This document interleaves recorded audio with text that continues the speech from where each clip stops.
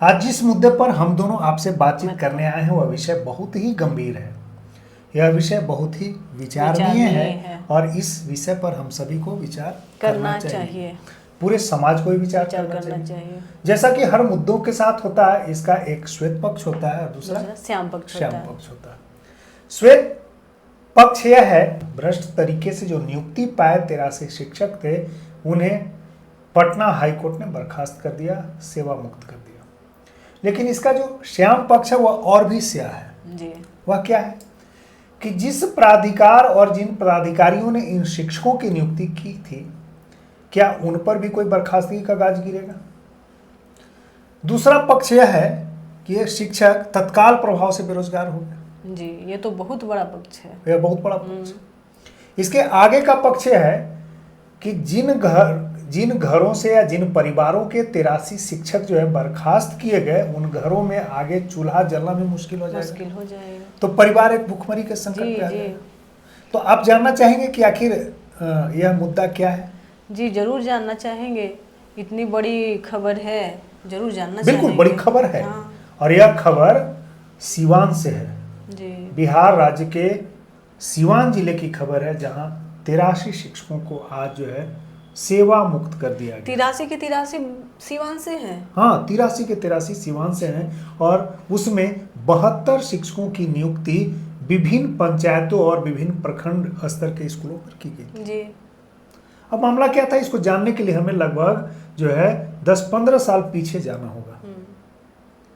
सबसे पहले हम यह जानते हैं कि बिहार में जो नियोजित शिक्षक नियुक्ति की जो प्रक्रिया थी, उसका इतिहास क्या है, उसका बैकग्राउंड क्या है। ये तो जानना बहुत जरूरी है, सबके लिए जरूरी है। क्योंकि बिहार जो शिक्षा भूमि के नाम से जानी जाती थी, दीक्षा भूमि के नाम से जानी जाती है, वहां पर शिक्षा के पिछड़ेपन का एक कारण यह भी बताया जाता है। वर्ष 2003 और 2005 में शिक्षकों की कमी से जूझ रहे विद्यालयों को शिक्षक उपलब्ध कराने के लिए बिहार सरकार ने शिक्षा मित्रों की नियुक्ति की प्रक्रिया शुरू की थी। बड़े पैमाने पे शिक्षा मित्रों की नियुक्ति, बड़े पैमाने पे हर गांव से लोग जो है 11वीं पास 10वीं पास, हर घर से एक शिक्षक है ना। हाँ, लगभग मान के चलिए हर घर से एक शिक्षक या शिक्षिका। लेकिन जो नियुक्ति की प्रक्रिया थी, जो शिक्षा मित्रों के नियोजन की प्रक्रिया थी, उसका जिम्मा मुखिया जी को दिया गया था, ग्राम प्रधान को दिया गया था और सरकार के प्रतिनिधि सबके मुंह पे ये बात रहता, मुखिया की बहाली, किसके द्वारा बहाली की गई तो मुखिया की बहाली, तो मुखिया बहाली की बात की गई थी। अब उसमें बहुत ऐसी चर्चा चलती है कि मुखिया जी को जिन्हें बहाल करना होता था उनके कागजात सही पाए जाते थे, जिनका नहीं बहाल करना होता था उनके कागजात के दो प्रति जो है फाड़ के निकाल दिए जाते, ऐसी भी चर्चा चलती है। यानी जिन्होंने भी चढ़ावा दिया उनकी नियुक्ति हुई, और जिन्होंने चढ़ावा नहीं दिया उन्हें बहाली उनकी चूक गए। ऐसा माना जाता है कि वो अवसर चूक गए। बाद में जब बिहार सरकार ने नियोजन की प्रक्रिया अपनाई तो फिर उन्हें लगता था कि हमने अवसर गंवा दिया, खो दिया अवसर। अब हुआ क्या कि जब शिक्षा मित्रों की नियुक्ति हुई 2003 में और 2005 में, तो उसमें प्रावधान था कि प्रति 11 महीने पर उनके अनुबंध को, कॉन्ट्रैक्ट को रिन्यू कराना होता था। इसके लिए इन शिक्षा मित्रों को मुखिया जी के आगे पीछे घूमना होता था। मुखिया जी ही फिर उनको आगे, हाँ, उस अनुबंध को वही आगे बढ़ाते थे और पंचायत सचिव आगे बढ़ाते थे। तो एक मानसिक प्रताड़ना के दौर से गुजरना पड़ता था और जिन्होंने भी चढ़ावा नहीं दिया वे आगे, उनका सेवा विस्तार नहीं हो पाता था। ऐसे भी आरोप लगते हैं। ऐसा मैं नहीं कर रहा हूँ, ऐसा तमाम शिक्षक कहते हैं। बिहार सरकार ने 2008 में, जहां तक मुझे ख्याल है, जैसा मेरा मानना है कि बिहार सरकार ने 2008 में एक बिहार शिक्षक नियोजन जो है नियमावली बनाई और उसके तहत शिक्षा मित्रों को 60 साल के लिए जो है उनके अनुबंध की अवधि पक्की कर दी और पूरे 60 साल, उम्र के 60 साल तक वे जो है अब नौकरी कर सकते थे। अब वो मुखिया से फ्री हो गए। बिल्कुल मुखिया से फ्री हो गए। अब वहां पर उन्हें जो है नियोजित शिक्षक का दर्जा दिया गया और वे उम्र के 60 साल तक, यानी 60 साल में वे अब रिटायर करेंगे। उन्हें प्रति 11 महीने में जो कॉन्ट्रैक्ट रिन्यू कराना था उससे मुक्ति पा गए। इसके बाद 2013 में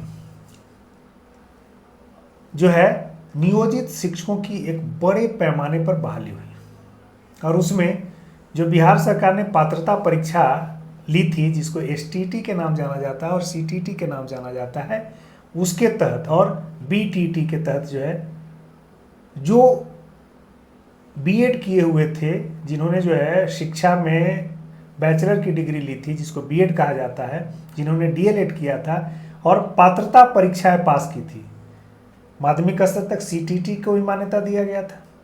तो इसमें मुखिया का कोई रोल नहीं था? हाँ, मुखिया का कोई रोल नहीं था। अच्छा। उसमें क्या किया गया कि अब जो है नियोजन इकाई प्रखंड स्तर पर बना दिया गया। आपको प्रमुख को, प्रखंड प्रमुख को और उसके सचिव, नियोजन इकाई के सचिव जो है बीडीओ को नियुक्त किया गया।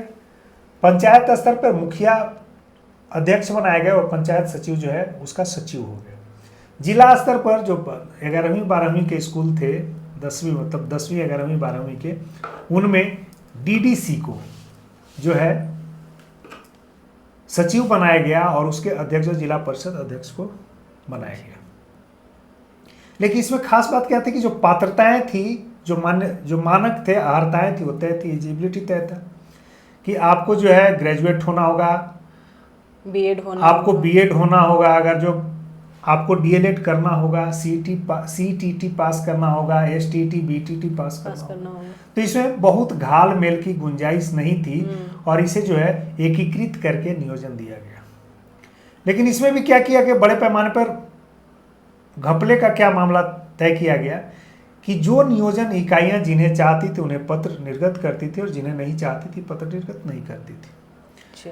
एक प्रक्रिया तो मुझे याद है कि जिसमें नियोजन इकाई ने मिली भगत करके जो टॉपर्स थे, जो मेरिट लिस्ट में टॉप पे आते थे, उनको यहाँ भी बैठा लेते थे, वहाँ भी बैठा लेते थे और इसके बाद के जो नीचे वाले लोग थे अगले नियोजन इकाई में चले जाते थे, जो ऑन स्पॉट नियोजन की प्रक्रिया अपनाई गई थी। तो उसमें उनसे पैसे ले दे करके उनकी नियुक्ति कर देते थे, बाकी लोग चले जाते थे और जो काफ़ी कम अंक वाले उनको मौका मिल जाता था, उन्हें बैठा लिया जाता था। यह साजिश के तहत होता था। कुछ ऐसी ही प्रक्रिया मुझे लगता है कि जो सिवान में 83 शिक्षकों के साथ हुई, उन्होंने भी आवेदन दिया होगा। संभवतः यह मामला, जैसा मेरा ऐसा मानना है, चूंकि प्रथम दृष्टया अभी प्राथमिक खबरें आ रही है, प्रथम दृष्टया मुझे यह लगता है, प्राइमा फेसी यह लगता है कि 2013 में इन्होंने जो है, या 2008 या 2013, यही दो मसला रहा होगा, इन्होंने जो है नियोजन के लिए आवेदन किया होगा। ये नियोजन मानकों को पूरा करते होंगे, लेकिन इन्हें नियोजन पत्र जो है, नियुक्ति पत्र या नियोजन पत्र जिसको कहते हैं, नहीं प्राप्त हुआ होगा।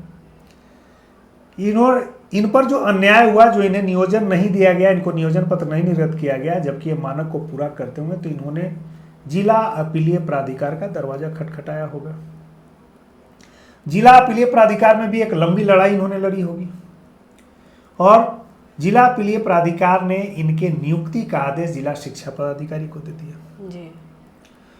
जबकि होता क्या है कि जिला अपीलीय प्राधिकार में जो शिक्षक अपील करते हैं, नियोजन के जो पात्रता पूरी करते हैं और उनकी नियुक्ति नहीं होती, वे अपील करते हैं वहाँ पर। तो इन्हें नियुक्ति पत्र मिला होगा तभी ना ये स्कूल में अपना योगदान दिया। हाँ बिल्कुल, इन्हें शुरुआत में तो नियुक्ति पत्र नहीं मिली, लेकिन जिला अपीलीय प्राधिकार ने नियुक्ति पत्र दिया।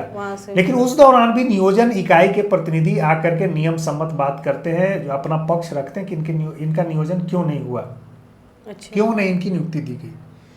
तो क्या उस समय इनका पक्ष नहीं रखा गया, या ऐसा लगता है कि जब जिला अपीलीय प्राधिकार इनके मामलों को सुन रहा था तो उसमें नियोजन इकाई और जिला शिक्षा पदाधिकारी का जो कार्यालय होगा, उसमें जो तत्कालीन अधिकारी होंगे, इनका जरूर कुछ मिली भगत रहा होगा, या वह मामले में कुछ जो है घाल मिल करके कुछ भ्रष्टाचार का भी मसला रहा होगा, ऐसा एक अनुमान किया जा सकता है। उन्होंने जो है जिला अपीलीय प्राधिकार में कोई विरोध नहीं किया होगा।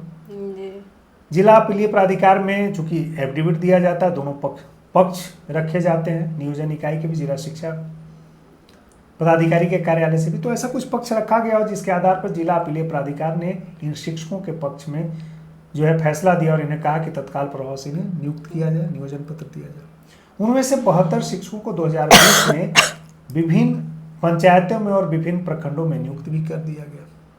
लेकिन कोई ऐसे जिला शिक्षा पदाधिकारी या नियोजन इकाई के लोग आए होंगे, कुछ अच्छे अधिकारी आए हुए होंगे, या जिनका उन शिक्षकों से कुछ ऐसा चढ़ावे की बात की जो शर्त होगी पूरी नहीं होती होगी, तो उन लोगों ने इस फैसले के खिलाफ, जिला अपीलीय प्राधिकार के फैसले के खिलाफ जो है राज्य अपीलीय प्राधिकार में अपील किया होगा। राज्य अपीलीय प्राधिकार ने इस फैसले को जिला अपीलीय प्राधिकार के फैसले को रद्द कर दिया और जिस दिन से इनकी नियुक्ति की गई थी उस वेतन के वसूली के साथ जो इन्हें कहा गया कि बर्खास्त कीजिए। अब शिक्षकों तो इनके लिए बहुत बड़ी समस्या हो गई, क्योंकि वे नियुक्त हो गए थे, एक रोजगार बेरोजगार से रोजगार के प्राप्त करने वाले की श्रेणी में आ गए थे, कुछ वेतन प्राप्त कर रहे थे, इससे घर परिवार की जो है आर्थिक स्थिति अच्छी हो गई होगी। लेकिन एकाएक इनके सामने अब जो है जॉबलेस स्थिति आ गई और इन शिक्षकों के सामने अब कोई चारा नहीं था। तो अब एक रास्ता बचता था कि हाईकोर्ट जाया जाए राज्य अपीलीय प्राधिकार के फैसले के खिलाफ। हाई कोर्ट ने पहले तो राज्य अपीलीय प्राधिकार के फैसले को स्थगित कर दिया, लेकिन जब अंतिम फैसला हाई कोर्ट ने सुनाया तो उसमें इन्हें जो है बर्खास्त कर दिया गया और बर्खास्त करने के साथ साथ इनके द्वारा जो अब तक वेतन प्राप्त किया गया उसके रिकवरी का भी आदेश दिया गया। अब समस्या यह है कि ये जो शिक्षक हैं तत्काल प्रभाव से बेरोजगार हो गए। दूसरा, इनके घरों में चूल्हा जलने तक की संकट आ गई होगी।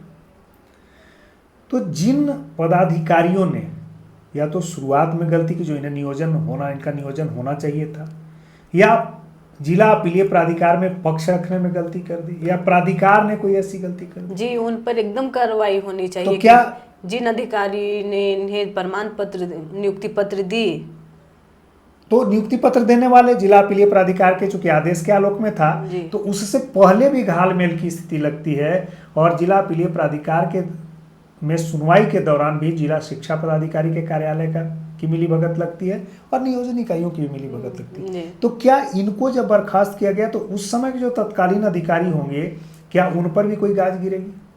अगर नहीं गिरती है तो सिर्फ अन्याय शिक्षकों के साथ क्यों?